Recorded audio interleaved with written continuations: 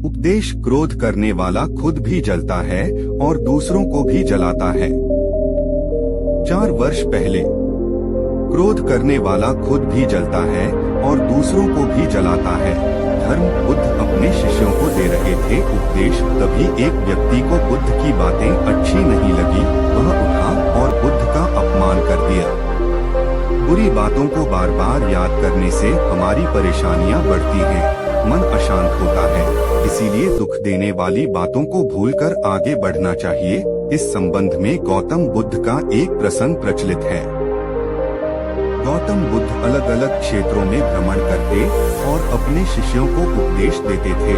एक गांव में वे उपदेश दे रहे थे। बुद्ध ने कहा कि क्रोध ऐसी अग्नि है जिसमें क्रोध करने वाला खुद भी जलता है और दूसरों को भी जलाता है।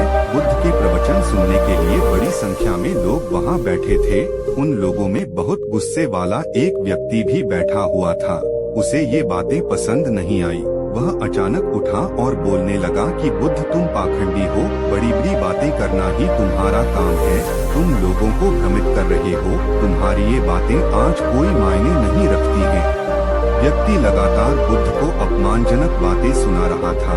वहां बैठे सभी लोग ये देखकर हैरान थे कि बुद्ध ये सब शांति से सुन रहे थे, लेकिन कुछ बोल नहीं रहे थे।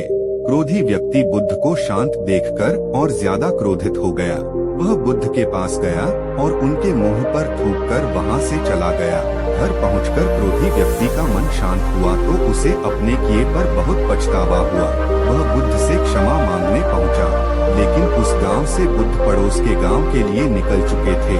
वह व्यक्ति बुद्ध को खोजते हुए दूसरे गांव में पहुंच गया। वहां व्यक्ति को जैसे ही बुद्ध दिखाई दिए, वह उनके चरणों में गिर गया और क्षमा मांगने लगा।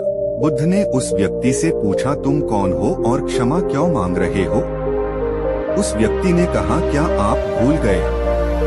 मैंने कल आपके साथ बुरा व्यवहार किया था, आपका अपमान किया था।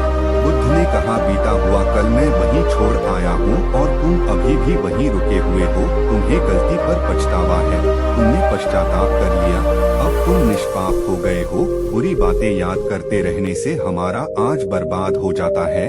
इस आदत की वजह से भविष्य भी बिगड़ सकता है। इसीलिए बीते हुए कल की बातों को भूलकर आगे बढ़ना चाहिए।